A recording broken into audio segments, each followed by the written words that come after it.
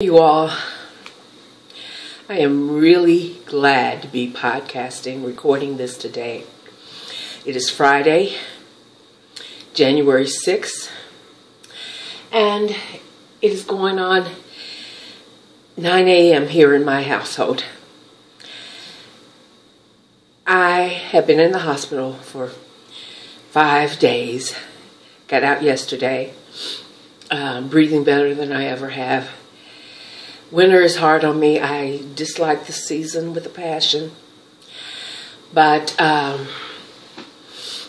it's just an annual thing or semi-annual thing that I go through and with my lungs.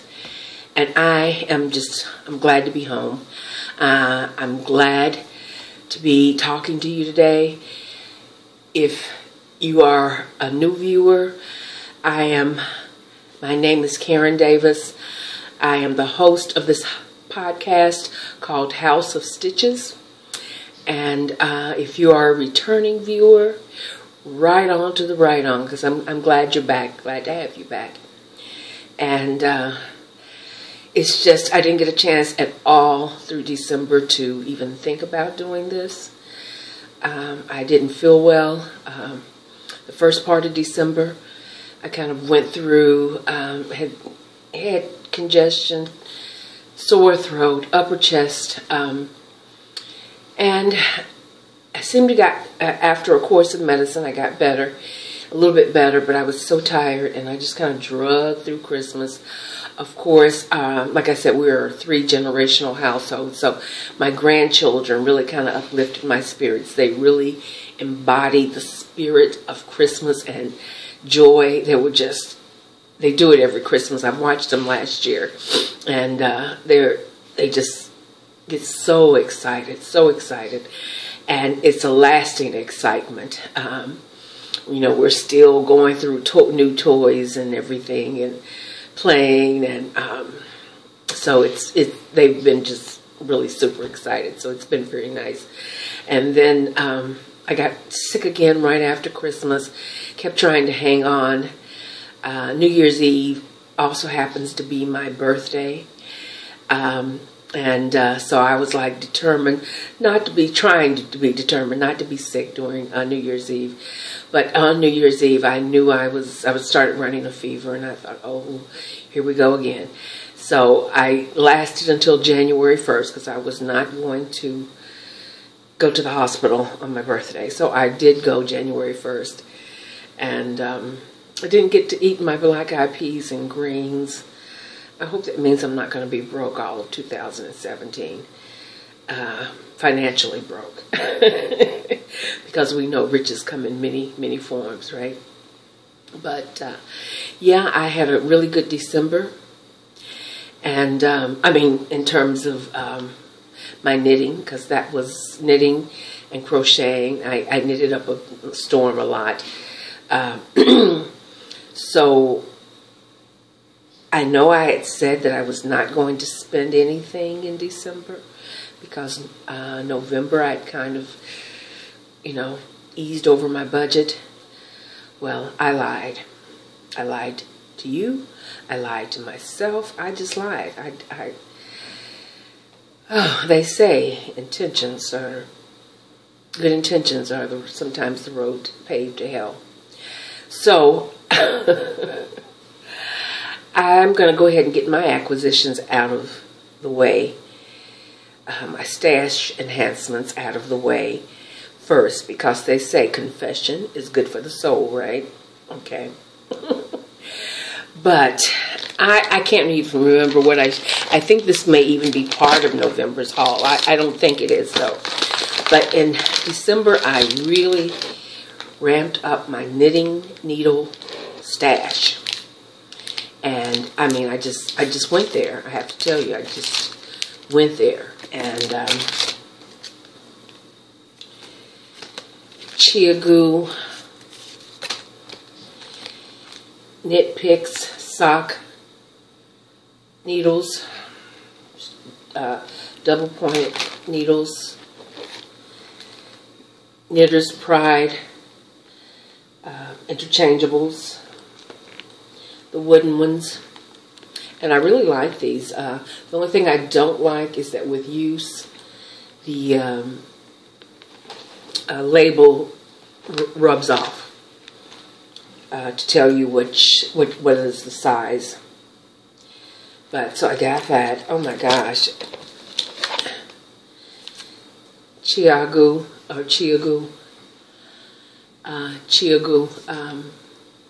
double pointed, Knitter's Pride double pointed, all different sizes though.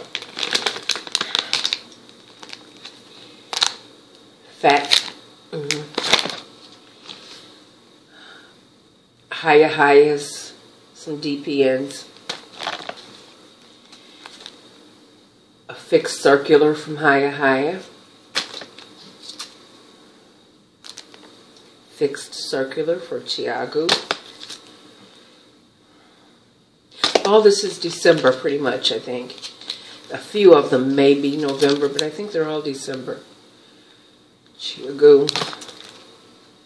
Now these were really interesting, and I didn't even know they made such a thing, but I was listening to podcaster Queen Nadira, who is also wanting to knit socks, and she talked about a 9-inch circular and doing 2 at a time, but on separate needles of 9 inches. So I got 2. I didn't think to get 2 of the same size, which I should have. I got 2 different sizes. One in, I think it's 2.25 and 1.2.5, because I had no clue what my gauge would be. But I'm going to have to just work with this right now, because I can't spend any more for January. I just can't. I can't. So, and I've been truly blessed, So, but that's my knitting needle enhancements. I mean, I'm excited. I finally feel comfortable knitting. Yes, I do. I feel comfortable knitting. At one point, I thought I was just going to throw the needles and the yarn across the room and say, forget this. You know, I did. I was there at one point. But then I'm not the kind of person to be defeated by some sticks and yarn. Not me. So I kept going and I kept going, and I thought, whoa, hey, I got this purl stitch thing down. Okay. The only thing is I still need to work on, what did I just do? Did I just purl? Did I just knit?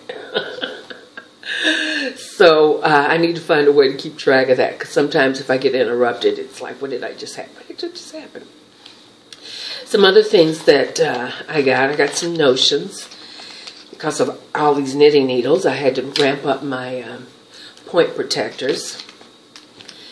And I got some individual soaps that I'm going to include with some of the items that I give away to people, so that they can know kind of not to put things in the wash machine. Some things, and that's to some people. I also, because 2017 is the year of the sock, it is the year of the sock for me. I'm going to learn to do socks. I had my daughter pick me up some Patton's Croy, which I had heard Mars at Hey Brownberry podcast talk about, and then several other podcasters have mentioned Patton's Croy sock yarn.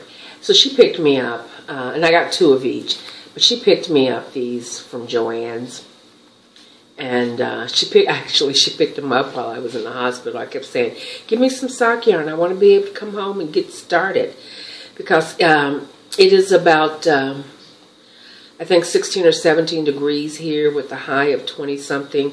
With the wind chill factor, it feels like 3 degrees.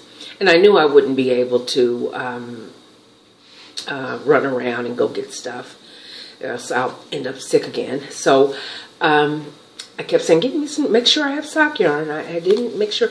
And I kept thinking, oh, order some online, order some online. And I thought, no. I know Joann's has it on sale. So she did. She picked me up these, she chose these 3 different colors.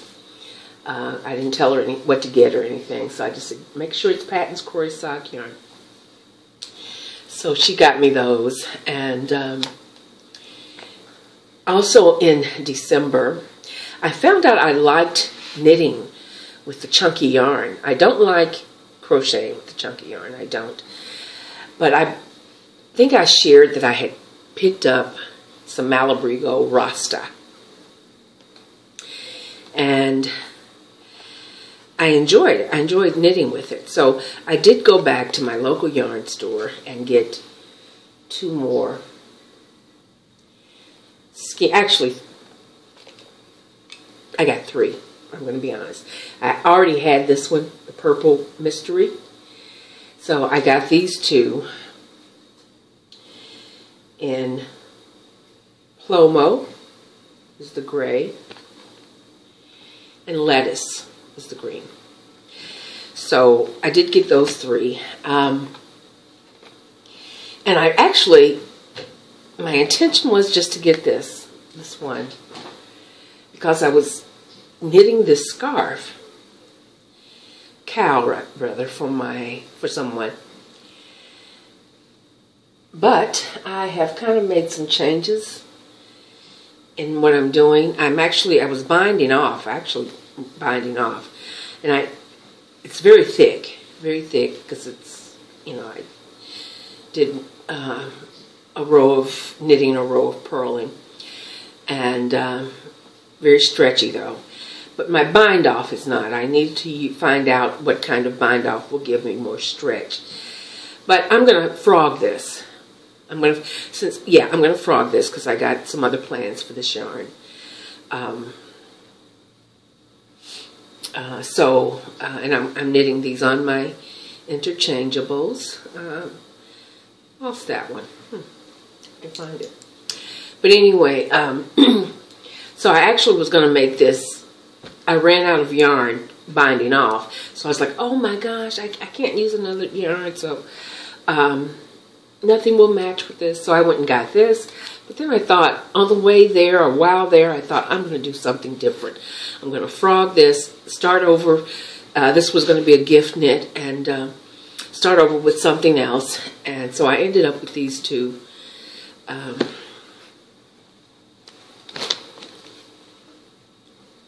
So that's part of my yarn acquisition. But yeah, this is going to be frogged. So, and I'm going to start over. I don't want to say what I'm going to do because it's still fermenting in my head. But, and then the last thing, actually the last 2 things, but I only have one because I couldn't find the other. I bought some bear yarn from Knit Picks. And no, I'm not going to dye it. I'm not going to dye it. It's going to be used just as like this. But it is it's a commission for a historical project, actually, of an artist friend of mine that I'm I don't say collaborating with, but she's invited several other artists to kind of participate in the city around this event, which I think will be sometime this summer. But, and I can't speak of it because it's not mine to speak of. This is just my part in it. So, I will be making a shawl, a dense shawl out of this bear yarn. But I had previously purchased the bear yarn in the lace weight, and when I got it I thought, oh my god, it'll take me forever to create a shawl like she wanted in this bear weight. So I do have a lace weight, which I probably will experiment with dyeing when it warms up. I start dyeing in the when it warms up, usually late spring. And because I don't dye in my kitchen. I hear several of you dyers talk about dyeing in your kitchen. Maybe if I was using food byproduct food things or food coloring, yes. But when you use acid dyes or even MX dyes, you do not do that in your kitchen. I don't care how well you clean up. It's just not something I would advise. It's not something in terms of my own training about dyeing that I would ever do. I just wouldn't. And those particles are too fine. And I just wouldn't do it. Before I had a studio space outside my home, I used to rent an artist in an artist space over in Indiana called Mount St. Francis, or the Mary Anderson Center for the Arts, it used to be called, but they closed the center down, but they still would rent out the art studios, and I would use that, and it was very reasonable. So I would pack all my dye supplies and haul it over for the day or the week and dye over there. And then I had my own space, studio space in an artist community, which had industrial sinks, and you know, you knew not to wash your dishes in it. So all artists used it for different things. So it was very much an artist space, the sinks and things that were there. And then since I've moved back home, moved my studio back home, I used my garage. I set up a dye space in my garage. So we'll see. I keep all my dyes. My loose powder dyes are out there. All my auxiliary chemicals are out there. And when I dye, I have a mask on. I have safety glasses on, gloves. It's kind of labor intensive. I just can't imagine doing that in my kitchen. And like I said, I wouldn't advise it. But that's my little soapbox speech. So those are my acquisitions. Now, oh, no. This one. I got 4 or 5 of these. I did manage to go,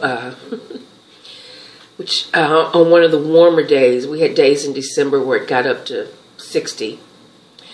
So on one of those days, I went over to my local stitch group at my local library. It's I'm fortunate enough to have a seasoned stitch group that's that close. It's less than a mile away, really. So, and every week, they meet every week, and every week somebody brings usually yarns that they don't want or whatever. And so this was one of them. And it's a Plymouth yarn, Bazinga. It's probably very old. The ladies there are, most of them are up in age, older than I.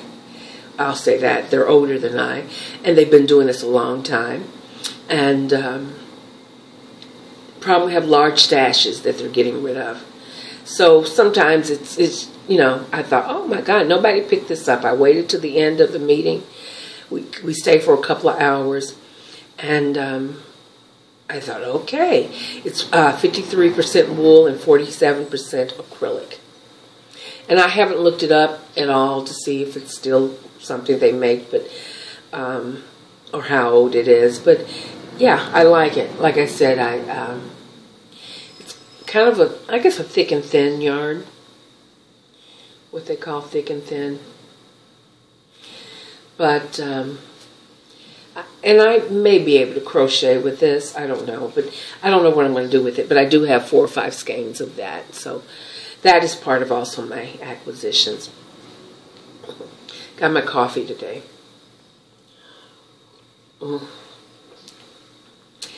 Some other things, books, watching these podcasts. Oh my gosh, it's so dangerous. I put things on my list, but I think, okay, why don't you check in the library first to see if it's there, because like I said, I didn't want to just start adding books based on titles or whatever. I really want to make sure that I'm actually going to use the books that I order. And I have learned this from previously doing some things with, art quilting and thinking I'm not buying any more art quilting books. I'm just not, because I have everything I need to create what I want to make. So I didn't want to start just diving in. I learned well by books, but I didn't want to just start diving in, buying books willy-nilly. But after listening to some podcasts, and I thought, and you know, they're able to talk and review. That's my phone ringing. My house phone. I still have a house phone. Do you? But anyway,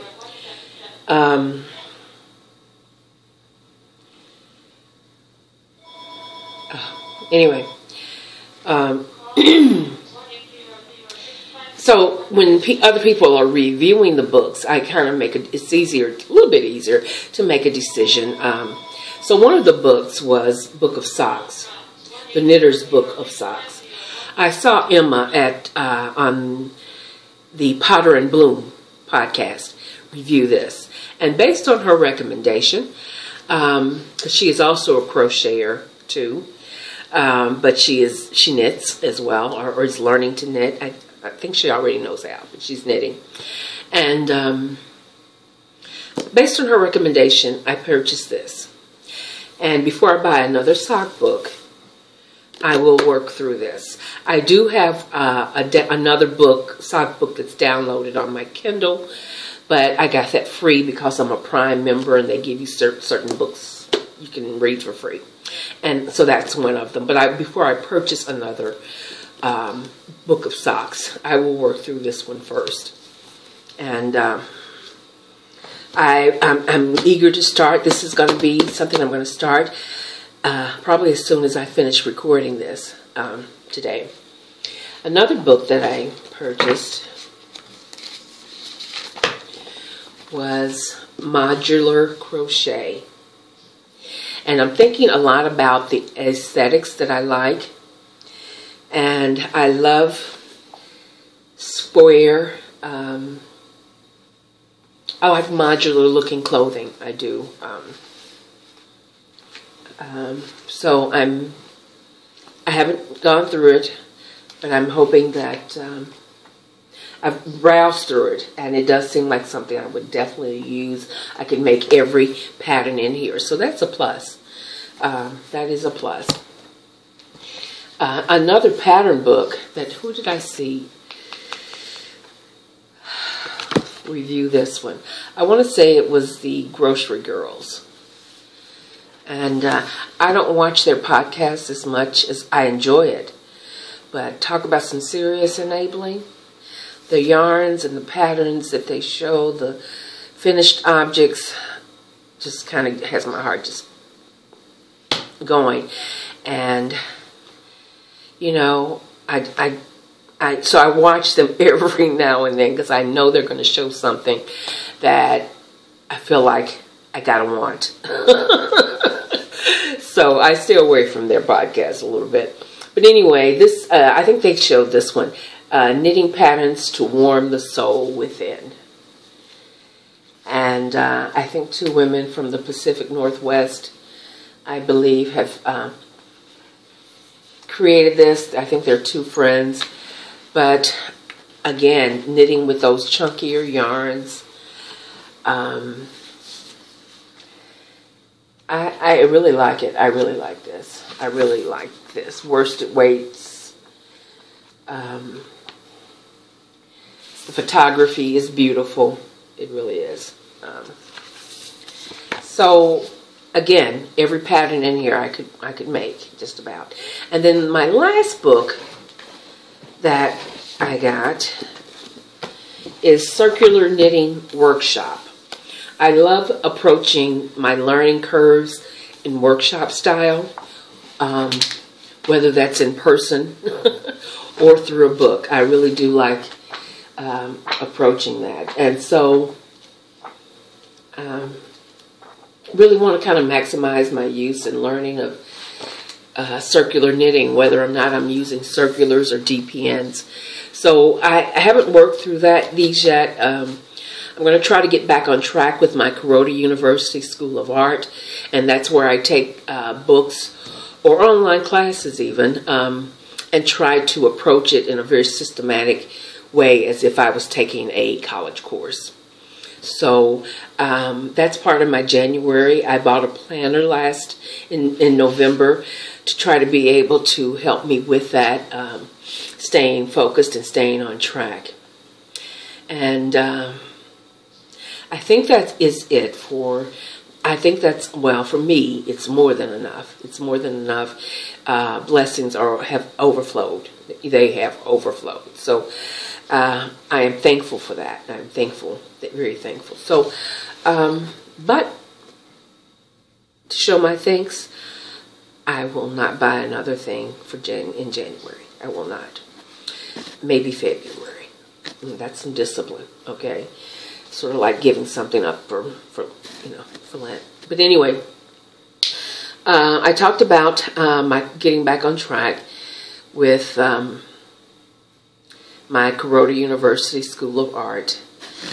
My goals this year for 2017, my knitting goals, I want to make at least 10 pairs of socks, 5 hats, 2 knitted shawls, 5 cows.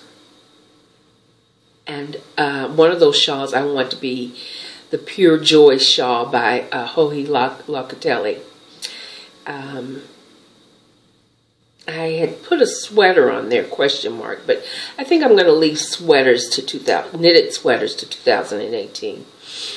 For my crochet goals, I do want to do a sweater. I'm going to do one for my husband and one for my oldest grandson. And then I want to crochet 7 hats and 4 shawls or wraps, at least. And then in the quilting front, I do want to make 4 quilts. I think I had showed my hexie quilts a little bit that I was working on that I wanted to be finished by the end of December. I'm not. I'm probably going to have to submit another quilt for a show, because an exhibit that's coming up, because this particular quilt was going to be for an exhibit. So I'm going to finish that and count that as one of the 4. I have a quilt that I finished, a small study quilt that I ended up gifting to my sister-in-law, Crystal. And it was inspired by Sula, a book by Toni Morrison. My quilting goals were to create quilts inspired by the novels of Toni Morrison. And this is one of them. And I think I took a picture. It may not, it's not the finished picture, because I didn't get a finished picture of it, but you can get the idea, and I will insert it here.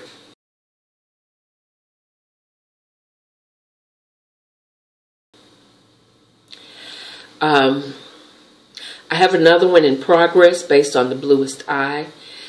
I hope to finish. They were going to be small quilts, maybe like, I don't know, 12 by 20 in size, or about that, 12 by 16.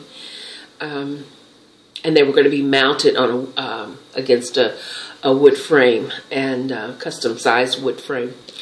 And so I did finish the one that Crystal has, and it's called We Were Girls Together, by the way. We Were Girls Together. And if you've read Sula, that all makes sense, but I'm not going to go into the story here now. If you've read it, I would suggest you read any novel by Toni Morrison. She is my most beloved and favorite novelist. So, and I reread her books, which I seldom reread any novelist, but I do reread her books because it's so layered. They're so layered. They're always something new, seeing something new every time I read one. But anyway, to quilt wise, so I do plan to have, I think we'll focus on those quilts for the other 3 quilts. And you know, this quilt, the hexie quilt, and I'm calling it the hexie quilt because I'm making all these hexagons.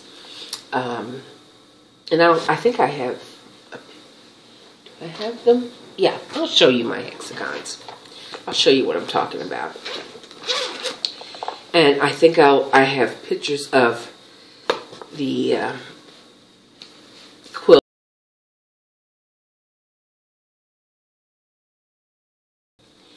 So these are my hexies. Okay. And I have close to 300 of these, and I'm hand sewing them together. And basically what you do, this is paper here. And you kind of, I'm doing it, you can either hand sew, baste your fabric down on the paper, but I used a fabric glue stick.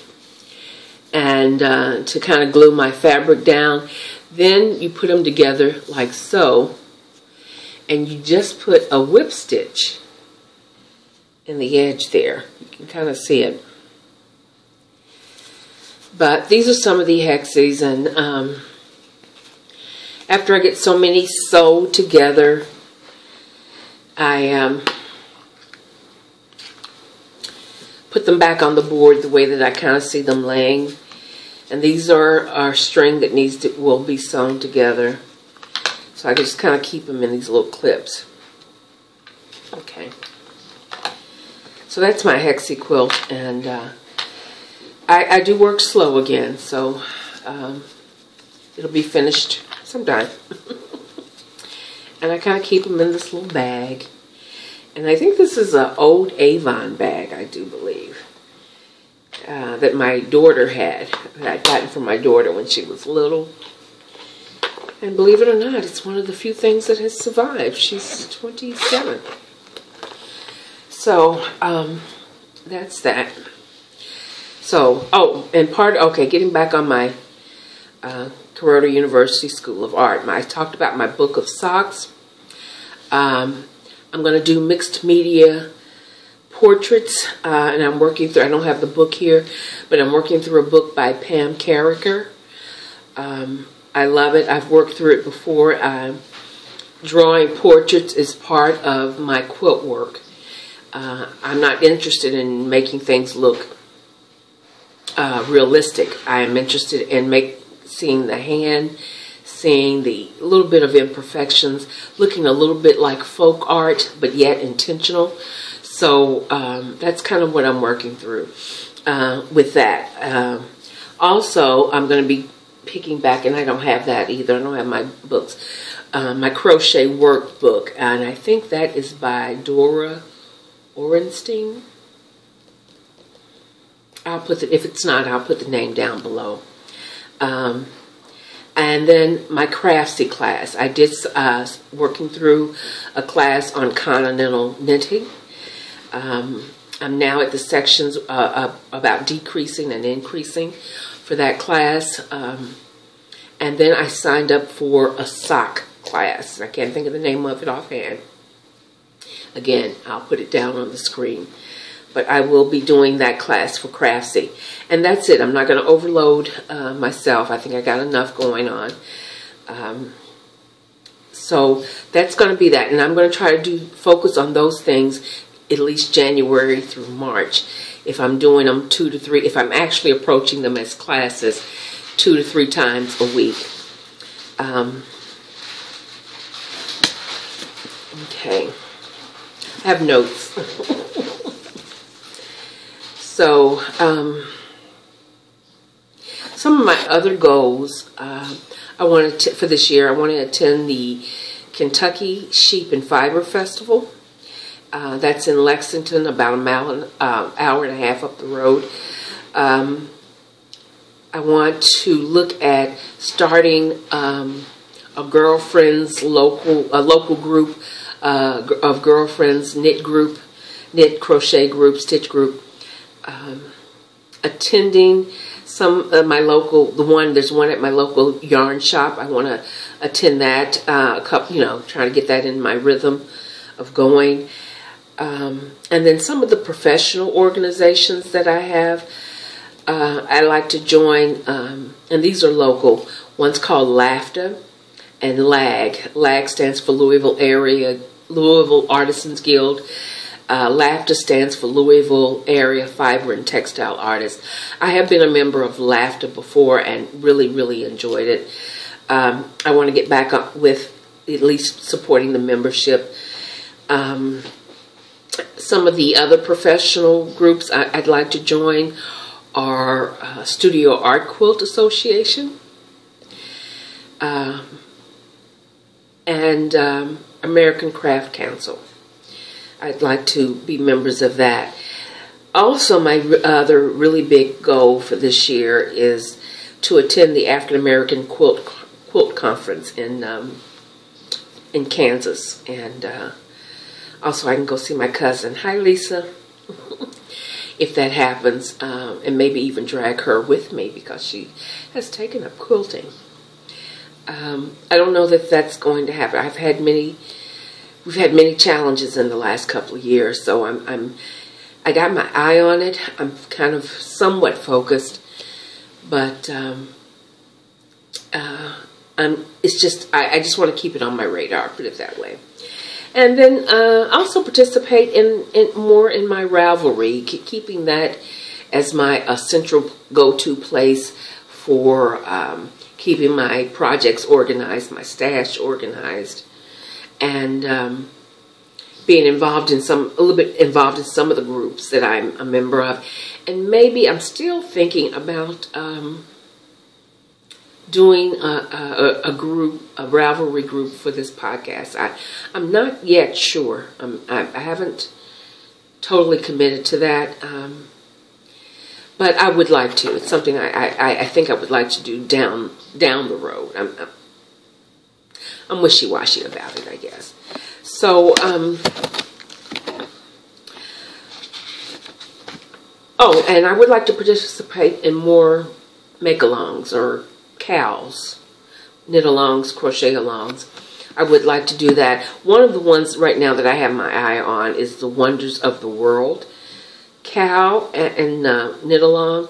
And if you don't know about it, I would suggest you check out the Chili Knits podcast, and that's CHILI, I think, or maybe it's an E, KNITZ,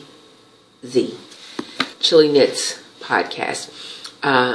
They have a really nice trailer, movie-like trailer about the upcoming cow. But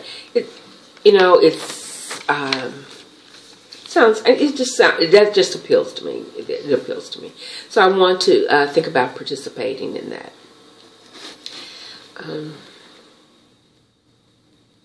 Okay, let me get to my done and done items. done and done items. I only have 2. And this is my first knitted hat. My first knitted item. And this was like, I had a few slip stitches with this in the design. It almost starts, I would make a nice looking cloche, but it's actually a beanie, kind of a loose fitting beanie. And when I got up here, I was using circulars, put them on DPNs for my decreases, and I was just going to town. And then I looked down, and actually I altered the pattern, not intentionally. It's just because I thought I had this thing. I didn't realize that the pattern began to change how you decrease. And so, but I did my thing, and it turned out well, and I'm okay with it. So, this is it. I like it. And it's so warm. And this is an acrylic yarn I bought at Joann's. I think it's Vanna's Choice. But I love the tweedy look to it. The natural color, neutral color. I loved it. Anyway, so this is my first knitted item. And I can wear it. I want to wear it, okay? The other item I finished while I was in the hospital. I started it before I went, but I finished it while I was in the hospital. I haven't blocked it yet, but this is a cowl for one of my nieces.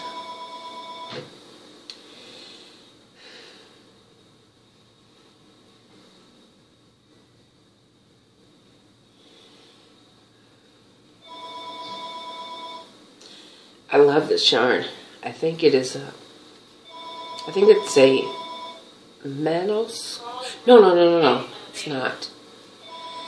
It is Blue Sky Fibers.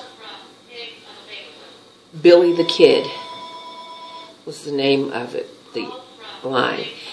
And I understand they're not putting it, they're not doing this on this base anymore. I think it's 50% wool and 50% merino. I love it. I love it.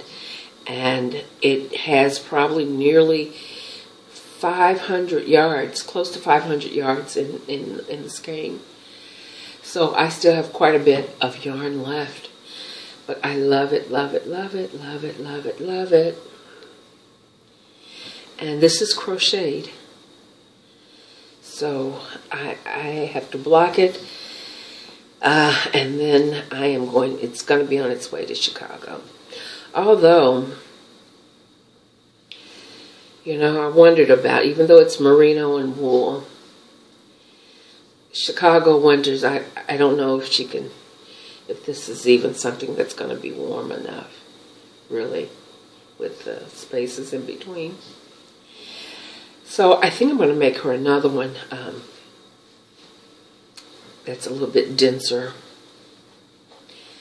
And we'll see. I'm sending, this is the second one I'm sending her. I believe I've showed the first one. She's going to get this one too, which is 100% wool. And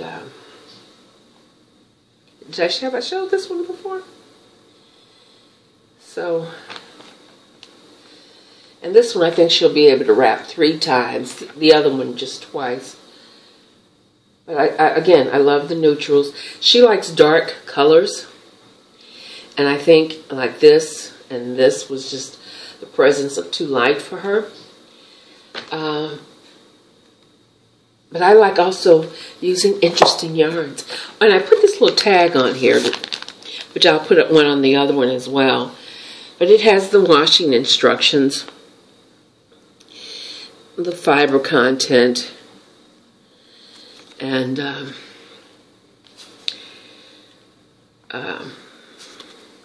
I got these at my local yarn shop. The washing instructions, etc., etc. So I plan on sending her this one as well.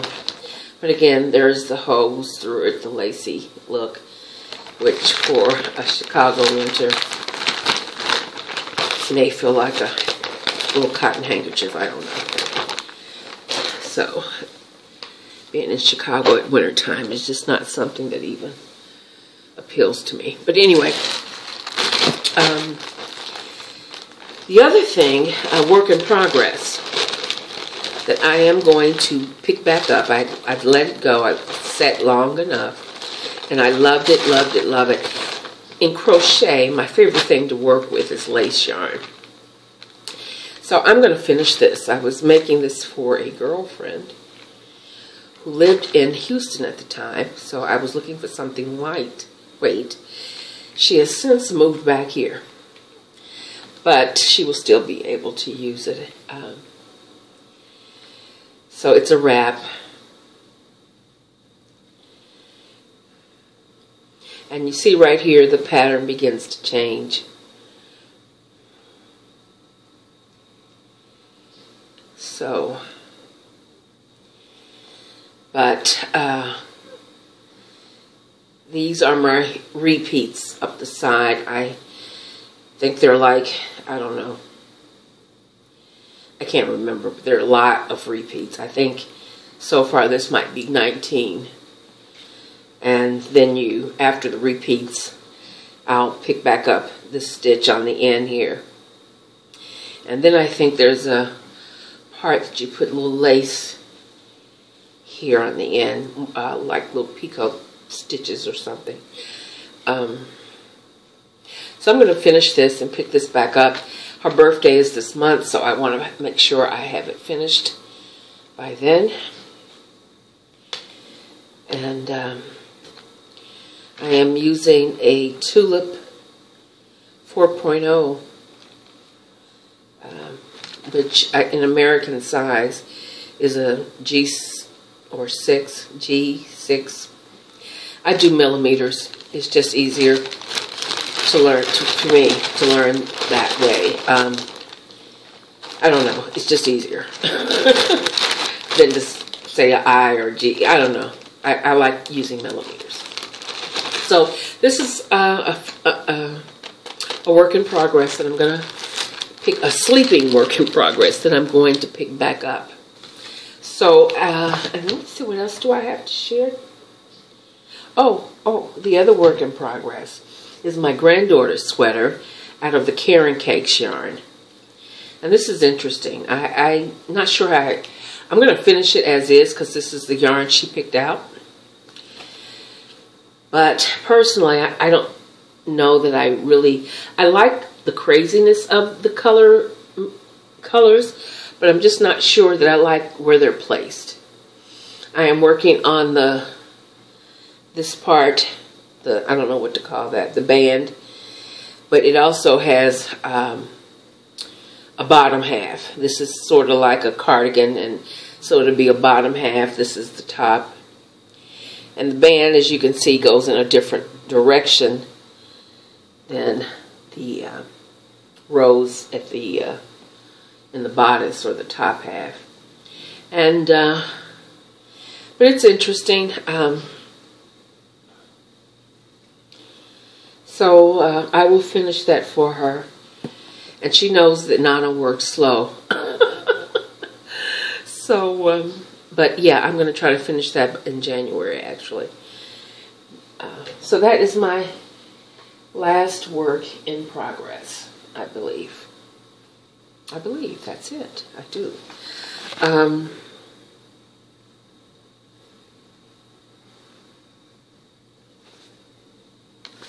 Okay, now I want to talk about just some, I said I've been kind of vegging out, and I do always veg out on